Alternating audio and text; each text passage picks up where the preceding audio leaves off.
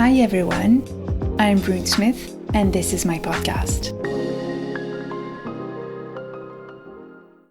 Hi everybody, I hope you're doing well.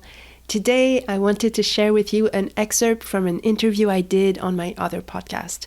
The interview is with Mai Hua, who among other things is a French-Vietnamese filmmaker who lives between Paris and London. When I do interviews, whether my guests identify as writers or not, I always ask them about their writing process. This was recorded about a year ago, and in this excerpt, Mai mentions the commonalities and the differences between writing or creating a movie and writing a book. Just for context, when she talks about making a movie, she's talking about documentary, and when she mentions her book, she's talking about her first book that she was in the process of writing, and it is nonfiction. Mai Hua has created and directed and released two incredible feature documentaries called The Rivers and Make Me a Man, respectively about her lineage of women and male vulnerability. She's also directed a series called After Anger, which was also a documentary and also wonderful. This excerpt is no doubt going to make you want to listen to the full-length interview, so I'll link it in the show notes. Here's Mai Hua.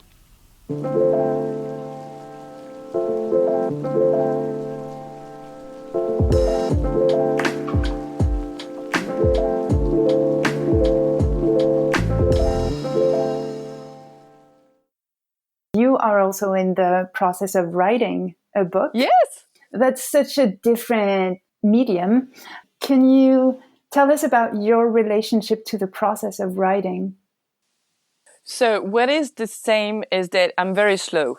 I'm so slow. So I've been writing for 3 years. Mm-hmm.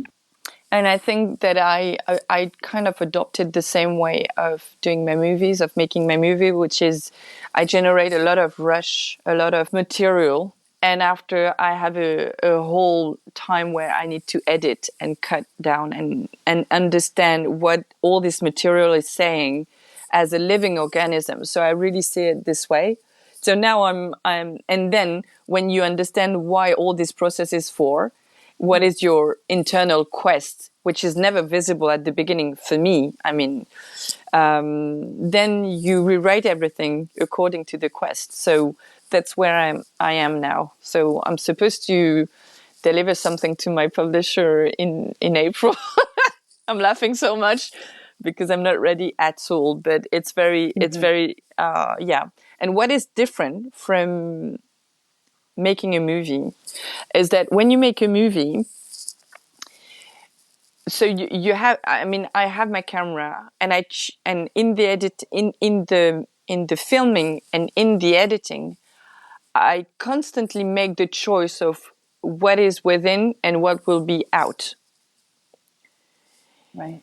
And so there is a subjective, constant, decision-making process that is very subjective. But then, if I choose an image, all that is in the image, in this rectangle, is objective. Right. So the sounds, the way people are dressed, the way they behave, the way one is sat and the other is just next to him standing up. So the energies, the dynamics, all that is objective. And so for Les Rivières, it was really disturbing that the stories I was making was absolutely not validated by the images I was having. And I remember my editor, he was like, I don't understand your thing about being cursed. I mean, the images I see are beautiful with really funny ladies. You don't have any problem for money. You eat well, you dance. And when you have a problem, you talk about it. Right. I mean, I don't see where's the curse, really. You're beautiful. And I was like, do you mean that everything I believed in is wrong?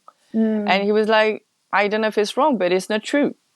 And so my images were enabling me to navigate my belief system, notably believing that I was cursed, and see the difference with what was reality. In writing, you're totally subjective, so you don't have this, reality check. Yeah. But what you have is being totally subjective, and so going as far as you want in your, I don't know how to say that, in your fucked upness, in your funniness, in your, things that can go a bit on the edge. And that's really interesting also, I think. It's very, very, it's another way to express yourself. Totally subjective. So it's literally a white page and, black signs on it. And so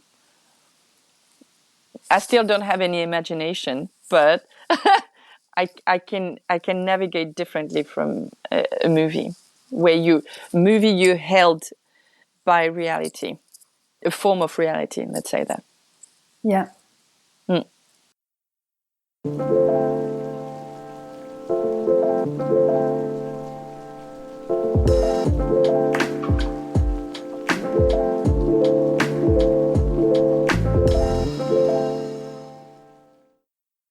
I hope you enjoyed this episode. If you did, please share it with a friend.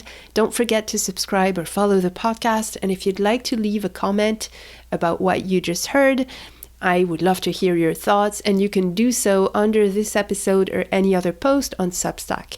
That's at brunsmith.substack.com, and the link is also in the show notes.